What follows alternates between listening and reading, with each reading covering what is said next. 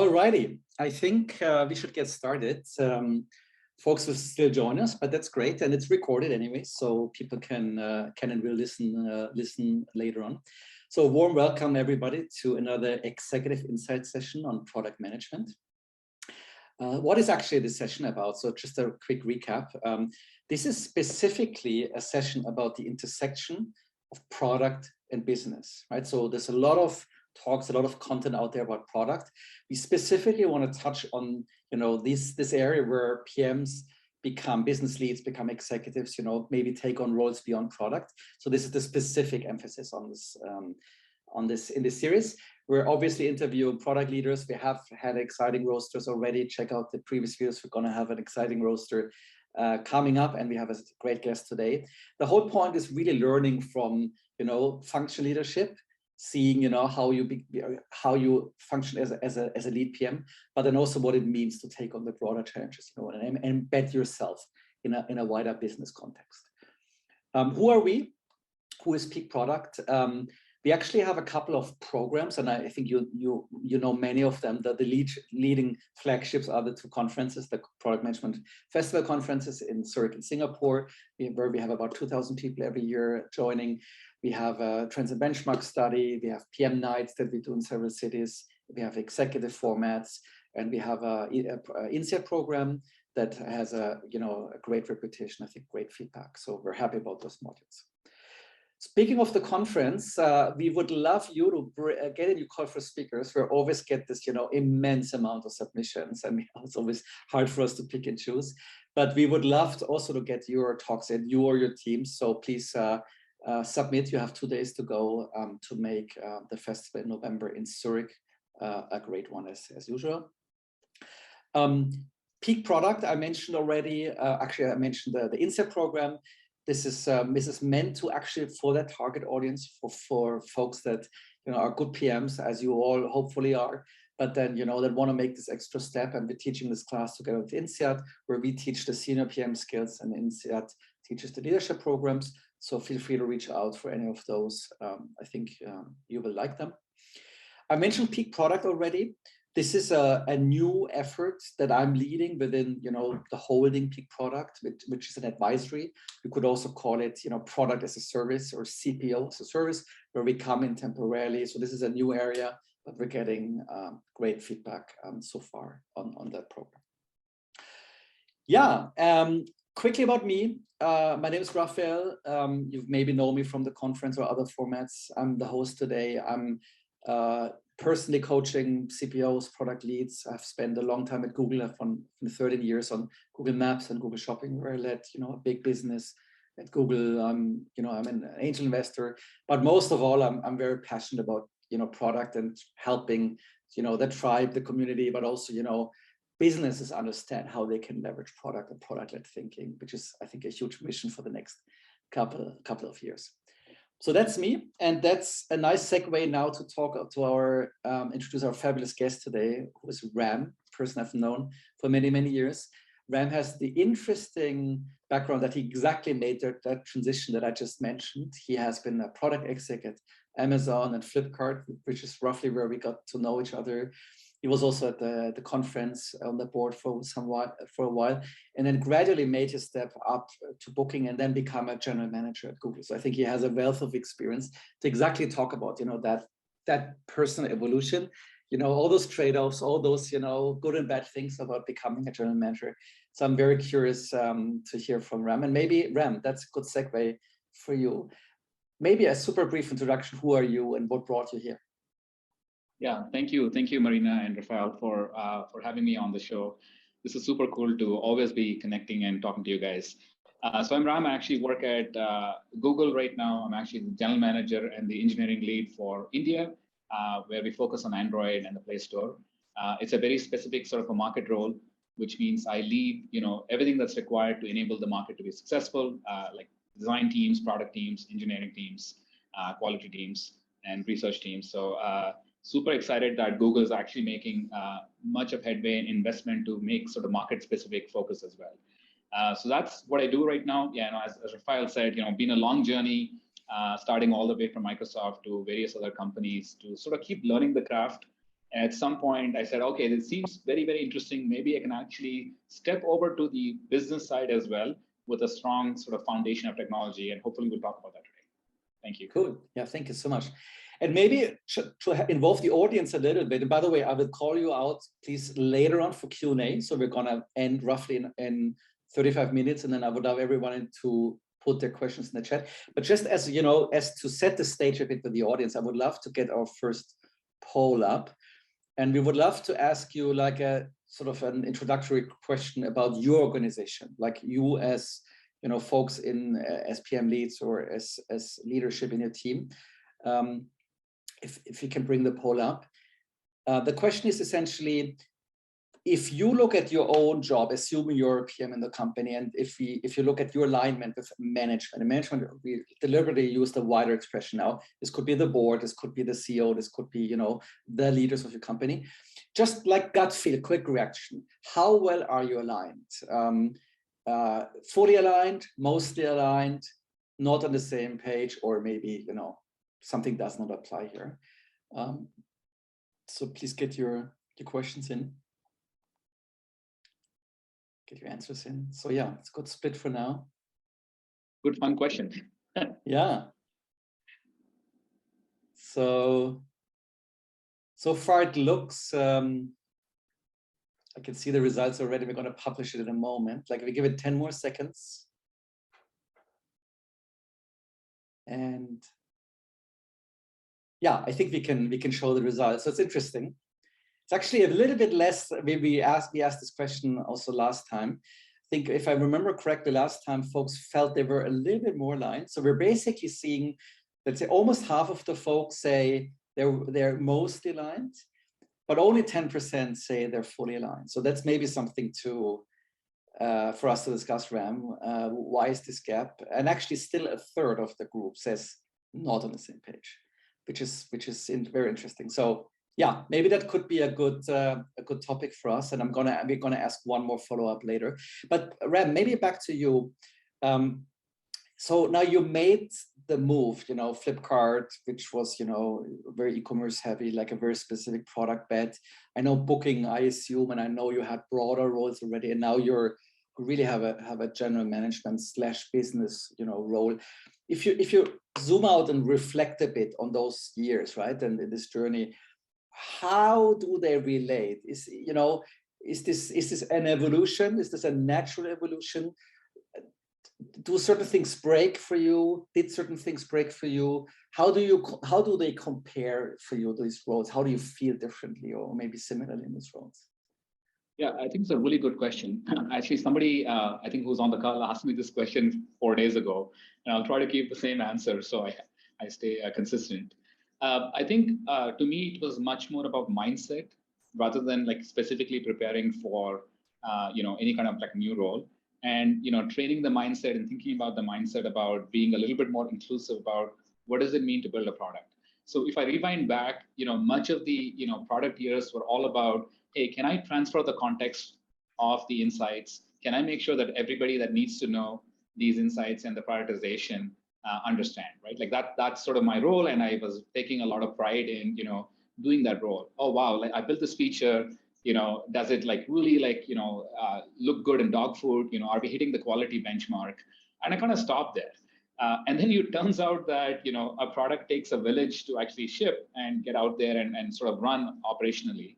And you slowly start looking at, oh, wow, the customer service tickets are really going up. Oh, it seems like there's a whole legal process that we just missed. And, or we're doing it post the release.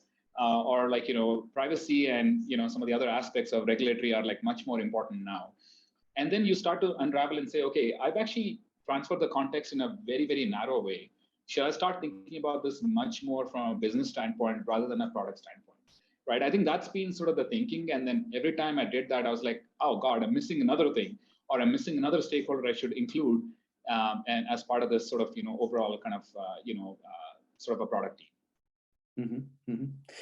In terms of skill set, would you say the GM role is like, has the same product skill set or function included? Or would you say, if you look at this journey, that it's actually a somewhat different skill set and a parallel skill set, and you're actually less of a PM? Or are you still a PM plus? How would you think about that? I think it's a good question. So the PM part, unfortunately, fortunately, has to stay with you, because it's a big role of the GM is to simplify the benefits for all of your stakeholders. I think that doesn't go away. It's just that you have a lot more stakeholders who are probably not used to working with a product function. And it's your role to sort of, make those bridges, or like, put those bridges in place, make sure that people can kind of walk over the bridge, engage with you. So I think that simplification of benefits are much more like the core of the product. I think where it starts to become a little bit different is, your ability to sort of sharpen the story and transfer the context, as I talked about, is much more different. Like in the past, you talk to a very set of like-minded folks that have technology background, and you're working with them. Now suddenly your world has changed. So where you're sharpening the story, where you're thinking about like how to communicate to all kinds of sort of new disciplines, takes actually some work. It's not that easy for you to run through, basically coming up with a new pricing proposition that requires you to pass regulatory, legal, and other hurdles, or requires you to actually come up with a communication story and a narrative that's much more simpler. I think another one is also that's quite complex. As a product, we are also sort of introvert in the organization, not necessarily introvert as a person. As in like we hang out with like a similar like-minded people. We go for lunch in the cafe. We're all like geeking out on like some latest technology. Turns out that also has to change, because now your team is extended. Your team is much more broader. And you also need to start figuring out the career aspirations of people that you've necessarily not managed in your past as well, which we can talk about in more detail. But yeah, I think those were like the big kind of nuggets in terms of skill sets. Yeah. I love this, it sounds like a mental shift, or like a, empathy slash, different stakeholder, different target group shift. Is there anything to say about, how you did that? And, did you anticipate that it's sort of a different setup? Was it something you had to learn? Is this something you knew and you did pay attention to, different types of people? How was your very personal journey, growth journey in this? Yeah, as a typical successful product leader, I typically, tend to, think everything is sort of easy, and I'm going to approach it like product, and just sort of have the same philosophy. And it didn't work, especially when it came to sort of career management and sort of bringing that empathy for roles that I did not manage. So what I did in the first few months after I fell flat on my face was to say that, okay, I actually have to really think about the craft of the all of the disciplines of managing. And the best way to think about the craft is actually to create really deep sort of dotted line reporting or mentors. Like if it's a program manager, like we didn't necessarily manage in the past, or if it's somebody on the design team, maybe I never managed a design team. Just make sure that they also have a home in terms of their own career path, their own sort of way in terms of they engage with their community. But I'm still their like manager, but they get direction of the craft from somebody else. And being very open that I'm not the craft expert, being open that I can't actually render a legal advice on your career. I have no legal background, but I can actually, help you sort of, engage with the team, make sure that you have, a contribution that sort of inspires you and you can do more. But I can actually not offer you a career advice, was a big part of that learning. I think I learned it the hard way. I didn't. So I think if there was one takeaway, that was the biggest takeaway.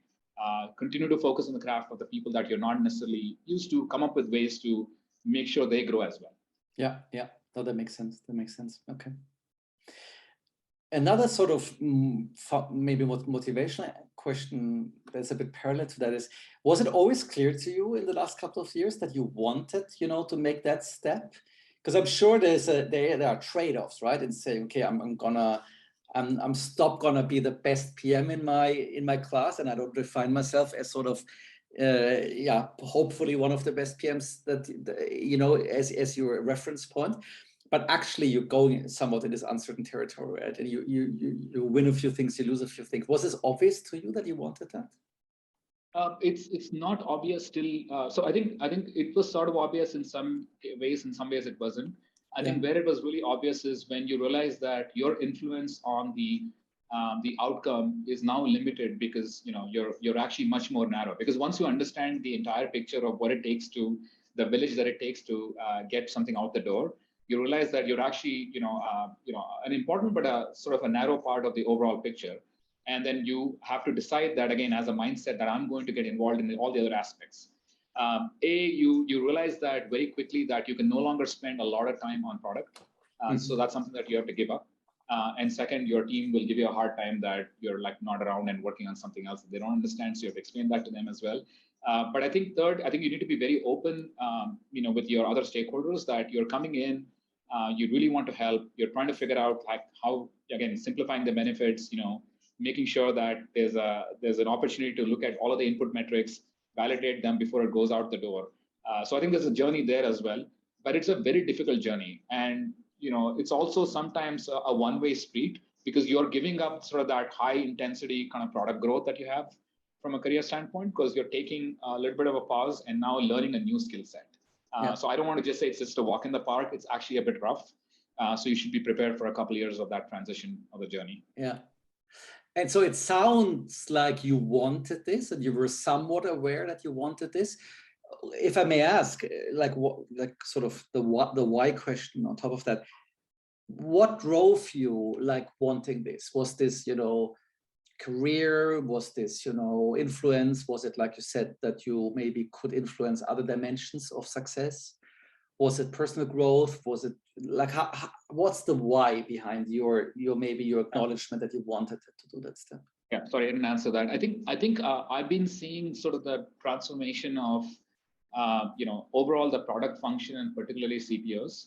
And I'm very excited about the transformation where the CPOs are now tasked with a very big mandate and charter in many other companies, especially medium growth companies, where they start to look at aspects of the business now.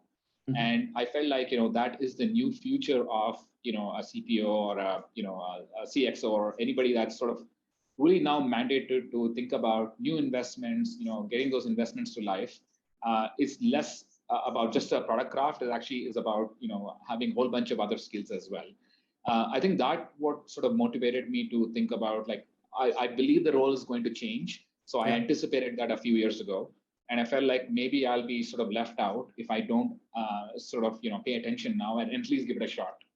Yeah, that's a super interesting point you're making now. So you're not only saying that you did this out of a personal growth wish, but you also said that there was some anticipation that the role, that let's say the merely functional role is maybe gonna, hit limits, and you rather wanted to be one step ahead. It's interesting. I've never seen this articulated so clearly in these sessions. I mean, we've done a couple now that somebody says this was a thesis for that step up. It's very interesting. Very interesting. I'm curious about Q&A in a moment when people ask about that. Now, reflecting on the journey, and you said already a couple of times, this was harder than you thought, or this was different than you thought, yet it was worth it. If you reflect back and, where you were to give yourself some advice, like if you could rewind 5 years, or somebody maybe in the audience now, right, that is maybe kind of either now at that step or maybe hopefully wants to be at the step in a couple of years, maybe especially in anticipating that this is a natural next step beyond functional excellence for the role. Any advice, any thoughts, any best practices? Yeah, I think you are going to be pigeonholed or branded because of who you are and the success you've had. So that, unfortunately or fortunately, will keep coming up every single time you want to flex your muscles to learn new things. I would say don't let that sway you away from your aspiration. If you decided to start thinking about the business side, it's important to just stay on course and keep have a great set of mentors who sort of gone through this. Or again, keep appreciating and empathizing the other disciplines that you don't have a lot of idea about. Learn about them. Get more into the insights of the business side of it. I think that's what I would say. But almost everywhere, whether you apply for a new job, whether you're just trying to move within the company, I think most people will come back and say, "Oh wow, you've been like an engineering leader for the last 10 years. Like, what gives? Why the hell are you even applying for this role? Or you've been a product leader. I don't understand. Like, I don't think you can actually be successful in this." I actually think you'll hear that more than anything else. But it's important to have just some techniques and don't accept any consequences because somebody said that. So this is so interesting. So you're basically saying this step up might not be necessarily only company driven. You might actually have to own your career in a way, and you have to fight/influence that step up. And then you might get that push, or maybe it's not even pushback. I think what you're saying is might also just be people want to understand your journey and want to understand your aspirations. Yeah. And then what is a good answer to that? If let's say somebody here in the audience feels like, you know, I'm a good PM, I'm a good lead PM. And now suddenly somebody comes and says, hey, but you're a PM, you know, I mentally pigeonhole you now. Why do you want to become a trainer? I mean, what is a good answer? What was an answer that you gave that worked in the process? Yeah, in my case, I had, basically about half a dozen starter projects. Most of them started on my own, where I got the approval that I'm actually going to observe, shadow, contribute. So I'm not actually stepping over somebody else. That was the way I started. This was actually suggested to me by somebody who sort of went through the journey, and I found that very, very insightful. Because when you actually use the word starter project, it doesn't have any sort of baggage associated with it. So it's actually a really good way to start. So that sort of builds up your portfolio. So you sort of need a portfolio of ideas, just like a researcher always has a portfolio. You need a very similar sort of portfolio to position why you're interested.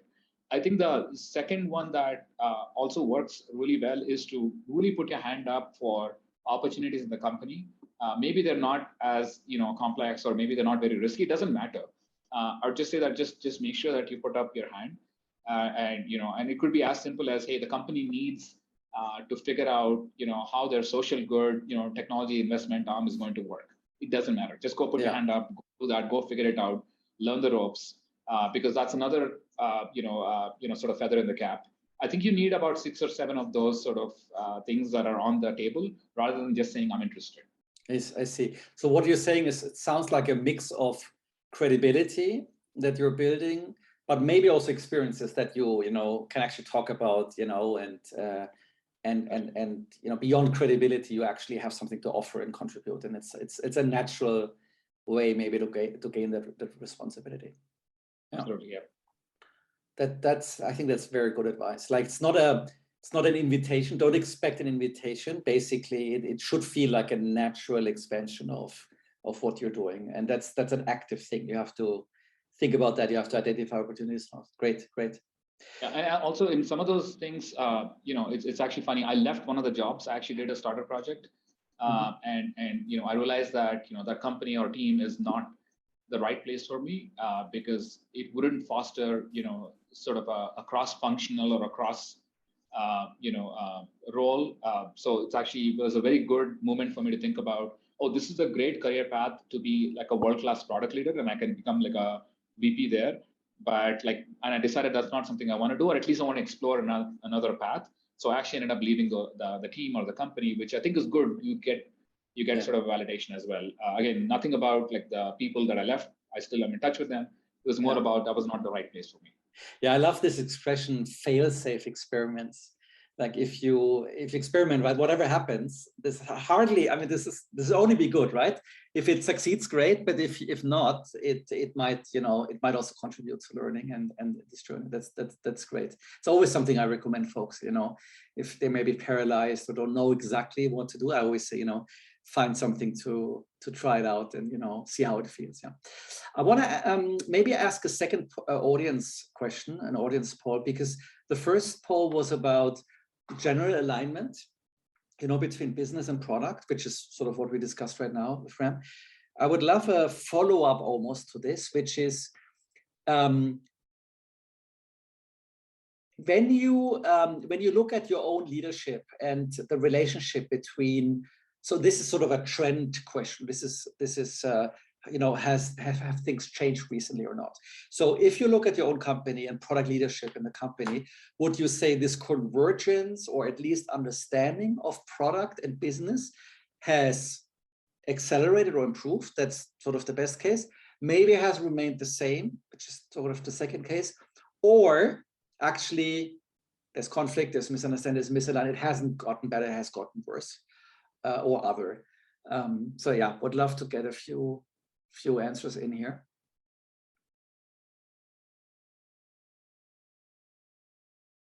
So again, to recap, this is about the trend, like the latest trend, right? Like how dynamic is this convergence? Is it like getting better? Are folks working on convergence? Is it the same, or is it actually getting worse? Okay, I think we can end this one and show it. Yeah, and I think this is interesting. So a third says actually things have improved. So there's a positive trend in this conversions. You know, people are talking to each other. There's things get better. I would say the majority says relatively the same, and then a few folks say it's gotten worse. So that's very interesting for maybe the Q&A again. So I would love for the few folks who answered that, was I think 2 folks, please put this in the chat for in a moment when we do Q&A with Ram. So great. If we maybe, Ram, a few more questions to you before we do Q&A. You already mentioned a bit best practices and, you know, fail safe experiments. Any mistakes, like turn it around, like a worst practice? Anything you've seen? You mentioned empathy already, and like empathy for other roles, maybe. Other things you've seen that is a recipe for disaster, or that won't make your life easier in this journey? Yeah, I think one important, maybe a couple examples. One I would say is about really how to think about business reviews and the concept of business review versus a product review. You know, a product review is very much focused on, you know, obviously, you know, what did we build? You know, how is it actually being used? We look at things like engagement and activations, and you know, perhaps even quality. I think those are all good. Yeah. Turns out, you know, that becomes a subset of the business review. So practicing business reviews earlier on would have been much more like beneficial for me. I actually didn't understand what the concept actually meant. And then turns out the business review is actually much more about like, you know, having great set of input metrics for the company's output metrics. And that involves things like, you know, finance and, you know, deep OpEx sort of costs, and thinking about like, you know, cost of doing business, thinking about contribution margins. You know, some of these concepts are not relatively used in product teams, and I think some of them do today, but maybe not everybody does it. But I think introducing that earlier on, even doing sort of, you know, mock, you know, business reviews, you know, helps you really get over that ability to have the conversation about the whole space. I think that was a very, very big learning much earlier in the space. I think the second one that's quite interesting is there are, you know, we always, again, as product leaders, we are a little bit more excited about new things. And that's good. That's our role, right? Like our role at least is to make sure that we create and, you know, nurture like new creation. But turns out as a business, when you run something, you know, and the example I give is, you know, a food marketplace, right? You know, in a food marketplace, as a product manager, you're thinking about like, you know, various sort of verticals of that food marketplace, whether it's on the driver side or the delivery side or the, you know, consumer side or like payments in between. But turns out that there are lots of things that don't work in this entire sort of ecosystem. And that itself is a, you know, a postmortem or a summary you can do from a business sense. So, you know, in fact, when I helped one of the startups, we actually realized that, you know, having an accurate view of, you know, fuel costs, you know, of, you know, for each order delivered, something that was not very obvious when, you know, when they were building the product, and essentially looking at the entire line of sort of that delivery supply chain can actually change the paradigm of, you know, what the business will look like. Again, that team was actually blind to that because they never even asked, you know, their counterparts in operations and other finance, like, you know, what that picture looks like. So I think, you know, getting those sort of, you know, every aspect of that business review, so build that traceability of that journey is a very, very big one that I think I missed much earlier on, something that comes sort of naturally to me now. Yeah. Okay. We talked about skill set already a little bit in expanding your skill set. Is there any specific skill? And you mentioned a few already, like empathy and like the one you just mentioned, which I would call like business systems thinking, or the level above product. Any other skills that you think are helpful? Something maybe for folks to have an eye on if they are at the later stage of a PM career? Yeah, I think. There are a couple of things, right? One, again, I'll contrast or use the baseline of product because it's easier to compare. I think as product, we're always looking at, a lot of simplification of the benefits, prioritization, sharpening the story. But I think as business leaders, we also need to think about, are we validating the benefits in a cost, in a way that is cost beneficial to the company? Is there enough ROI? Something that I don't think necessarily we use as product leaders. So starting to look at that validation is a very important skill to sort of gain. So that's one aspect. The other aspect is sort of ways of working and team building. Your world suddenly just changed. It exploded. There are probably 20, 30 stakeholders across the company that you, or even externally, that you probably have not worked with in the past. And what is the way you're going to get them together? Is it a quarterly offsite? Is it OKR planning? They wouldn't even understand what OKR actually means, right? Like, how are you actually going to have a common language, right? And not everybody uses things like OKRs. So what's that sort of ways of building and that ways of working and that team building approach you're going to take I think are extremely important skills. And you as the GM is the only person who can do that. Because again, below you, remember, it's all again functional roles. Yes. They're not incentivized to sort of make that work. So these couple things are kind of important. No, I love both. When I reflect on my own journey, like in shopping, I had sort of almost the GM role as well, because I worked on the merchant side of Google Shopping, which was a huge sales. Them in the thousands of folks in Google selling that.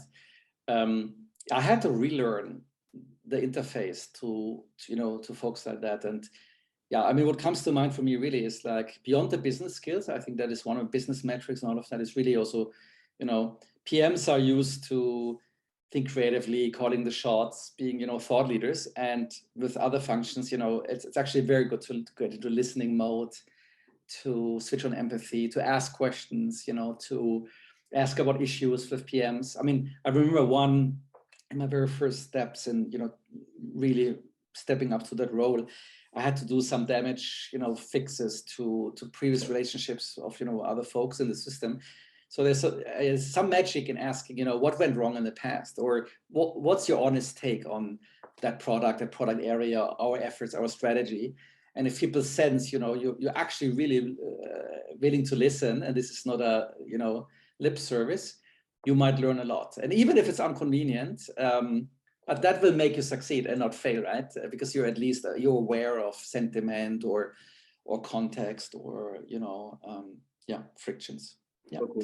So I see. Yeah, please, Ram. Yeah, please. I think I probably talked about the starter projects. One of the things that just sort of struck me right now, which I would feel really bad if I didn't mention that, is the first time you as a PM, when you decide to do this, look at a business contract, or you're participating in a meeting where there's an actual contract that's being built between two companies, or your business partnership, or you're thinking about incentive programs for your partners, or you're thinking about like a legal contract that you need to have that's binding, right? I think, all bets are off at that point, because then you start to realize what the real world looks like. Because the language that's in the contract is the one that will give you jitters. You're like, oh, wow, this is the impact that I could potentially have if I don't deliver, right? Like something that I've never seen before, and now I'm actually participating in the contract. And then you start to have a really good perspective of the composition of these contracts. Hey, how do I now start thinking about because you have the product background, you can very quickly think, wow, maybe there's a way to even make these contracts quietly more interesting. So I'll give you one example. So at Booking, when we decided to invest in certain companies, we now extended the contract to actually have a product plan of record, which included very specific outcomes, on the product side and the business side collectively, in the contract itself. So it is actually very clear from the time you sign it that this is not just some, revenue sharing contract, which is good, but there's a very specific outcome we want for our customers, which includes quality, includes certain features. And again, it was actually a new way to do contracts because I came in with some new ideas. So yeah, anyway, I think looking at contracts, I would say is a very big pro tip. Please pass that around. That's a great one. It's sort of the condensed business logic, right? That is written on paper, and you might learn a lot. Great one. Actually, you mentioned Booking, and by the way, folks, please, I see Abhijit already put it in a question. Great. Now is the time. Please get ready. Put your questions in. I'm going to call you out in person. please do ask your question live, but please put them in the chat first so that I can pick and choose a bit. But Ram, maybe two more questions or so. You mentioned booking and sort of, because I think this was your first step, right, from product to broader role.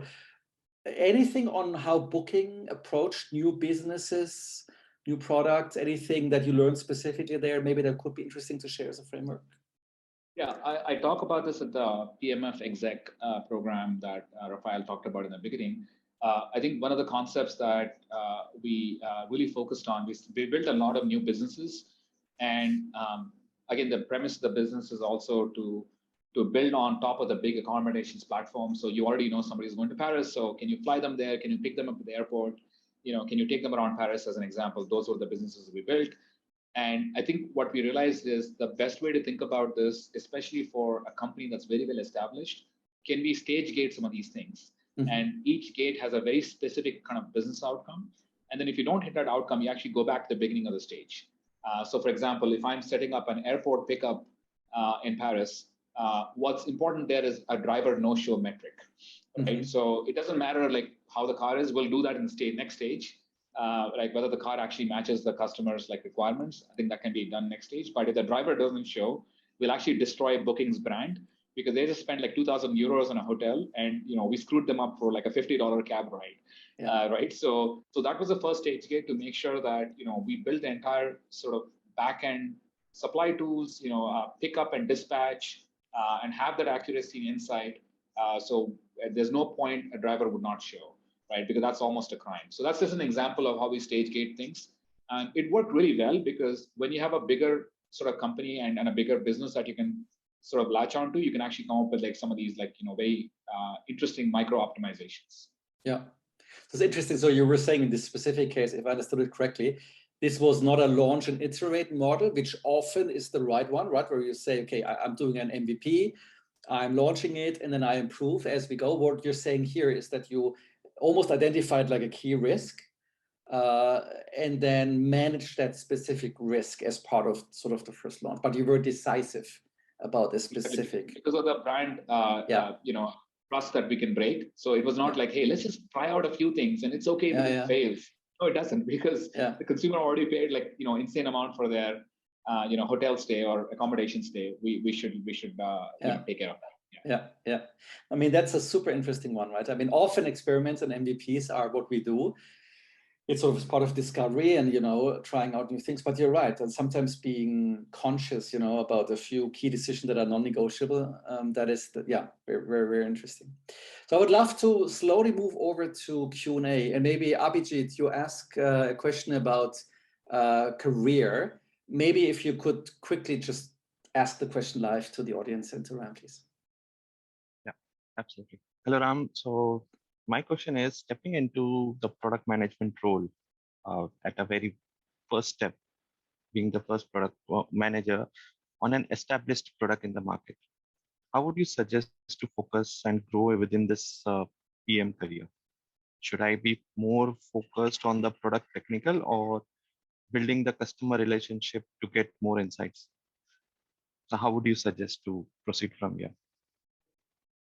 I think it's a good question. I think there are obviously a lot of advantages for an established product, which means first there's extreme bias for your management team, and there's a lot of confirmation bias because you already know what things work. Maybe you don't know all the things that don't work, or maybe you are blindsided by things that are coming up in the market that you've not decided to pay attention to. So you have a huge opportunity to really bring, catalog what's up in the market, what's going on, and bring that insight that may necessarily not be very obvious. I think that's the biggest role that you can play, without being too attached to, the legacy and whatever happened to the product. I think that's sort of first, just sort of suggestion.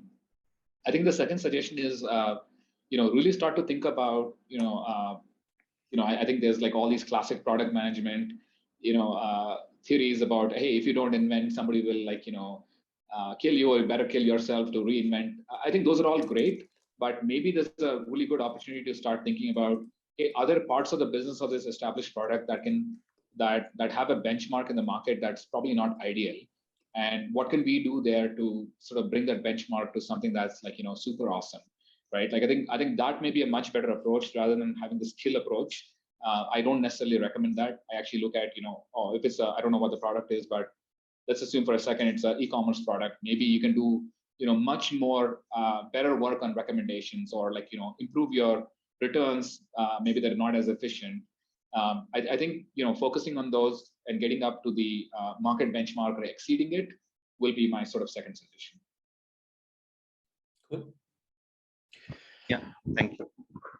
Okay, the floor is open for other questions, so please don't be shy.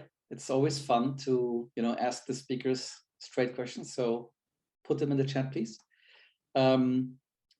If there's none right now, I would maybe just continue for now, Ram. Talk about growing leaders. You made an interesting point, right? That in PM world, what good looks like if if you've gone through the system yourself in a way. But now you're GM, and like you said, you don't have necessarily all the functional expertise. So it might be less clear what good looks like. In that context, how do you grow leaders? How do you select leaders? How do you know who to bet on? All those things. Yeah, I think the framework for that doesn't change. I think because you're not obviously going to suddenly get 15 years of experience of a function that you never had, right? I mean, that's just not going to happen. But I think it's mostly about creating a safety net for your employees. And sorry, that's the word I use in a very positive way. What safety net means here is there's a really strong dotted line mentor or a manager for that discipline. There's actually a craft and community where they're actually thriving, contributing, right? But they're also have that spark where they can connect with you on a leadership level, connect with you on the business side. They are interested. They're not just focused on their craft. So you want to look for those skills where people are excited to be your partner to sort of build this new business, right? Like that's one way to look at it. But it's important to create a safety net. You have to invest a lot of time to make sure the safety net is watertight. You constantly have to do surveys, check in how things are going, especially at performance time. You're going to go represent somebody that you have no idea about. You'll feel like some of these communities that our calibration sessions I've attended. I'm like, oh my God, I'm actually nervous. I've never actually represented, this individual or this discipline in this calibration. I think making sure that you're prepared for it and not just show up without preparation is super important, because you could destroy people's career as well. But the safety net is important, right? Like as long as you have a good safety net, I think you wouldn't just have a situation like where things may go south. Yeah. And if I understood correctly what you just said, you also mentioned functional leadership, meaning as a GM, you would manage folks across functions, but you also implied that you would have even dotted line or like indirectly having a functional management path where they can work with senior folks within their function. Yeah, is that correct? That's correct. Yeah, because you have to be very open with them that if it's a very specific craft kind of input or career opportunity or those sorts of things, that you're not the right person. You're a great human and you can empathize, but like you don't know anything about deep craft. Like you will get it from your community and just make sure you're connected with them. Yeah. I think that's a very, very important point. And it also shows, in the end, it's always a matrix, and however you slice the matrix, there's no perfect way, right, to run a team that is, additive in terms of competence. Because however you slice it, you will always, optimize for certain things and then not optimize for others. So you basically have to think about the system overall, how you develop folks and all of that. Okay, Steve has a super interesting question about, the future self, the previous self. Maybe Stephen, if you could maybe ask the question, Ash. Yeah, sure. Thank you, Ram. That was a really insightful, interesting presentation that you shared. My question is hypothetical. If you were to, return to be like a head of the product function again, right? And I think the reason I ask is because that's where I think a lot of us are. We're heads of the product function. We don't necessarily want to become GMs. I don't think I do anyway. But how can we be of more use to our GMs, people in your position now, executives, leadership, C-levels, etc.? What can we do that maybe you, based on what you've seen now, maybe the things that you didn't do previously, but that, which you would incorporate into your approach now?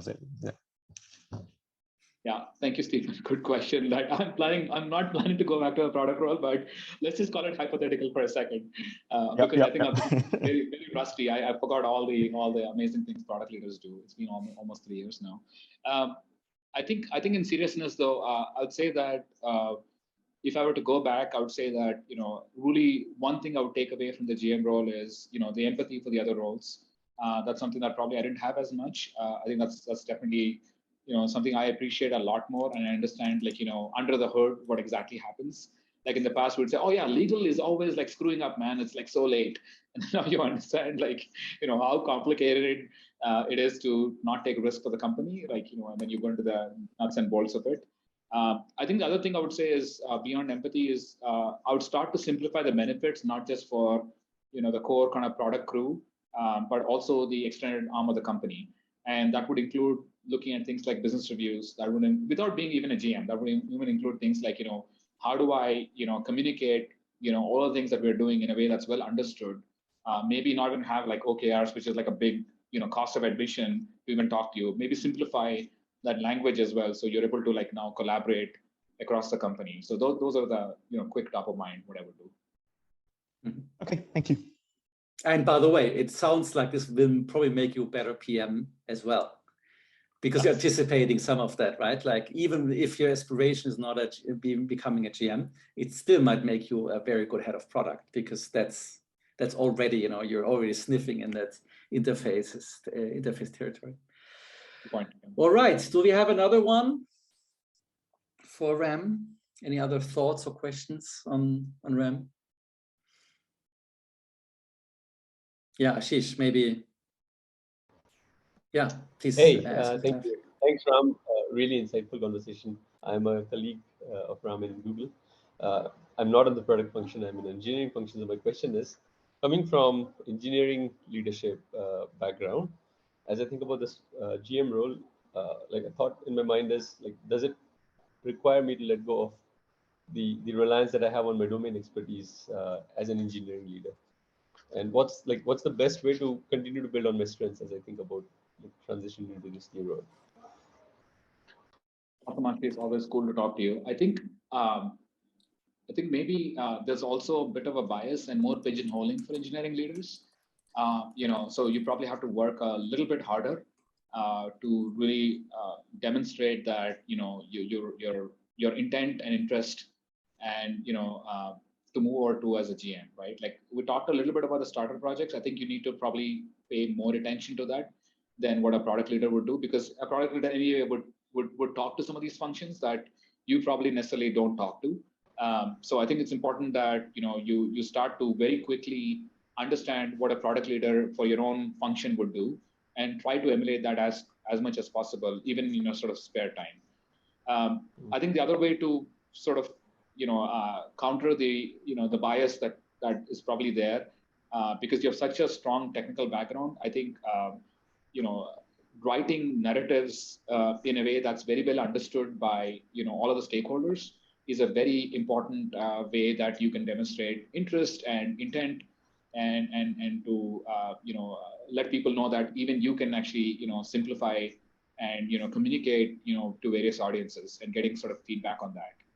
Even if it's your own current product, taking a stab at that and just sending people, a vision document. Obviously, check with your product leader that you're not stepping on their toes, but the fact that even role playing that and riffing on some of those things is a great way to get started.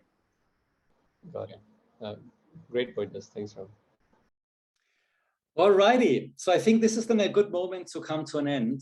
Ram, I want to thank you so much for your time and the energy. And I mean, so many good nuggets. I have to say, I've done this now a couple of times. I always learn something new from different folks. And it's a very, credible journey and very thoughtful journey you're talking about here. So thanks a lot for that. It's very precious, very, very helpful. Well, thank you so much for having me.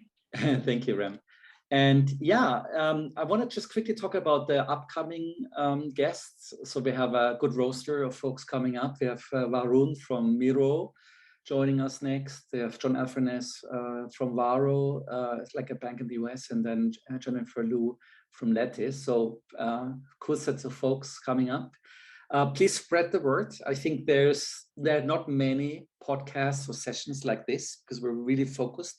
And yeah, spread the word, help us get the word out, because I think there's value in those sessions. So with that, thanks everyone for your time. Thanks Ram again for your time, and then see you again in the next sessions. Thank you very much. Thank you everyone. Goodbye.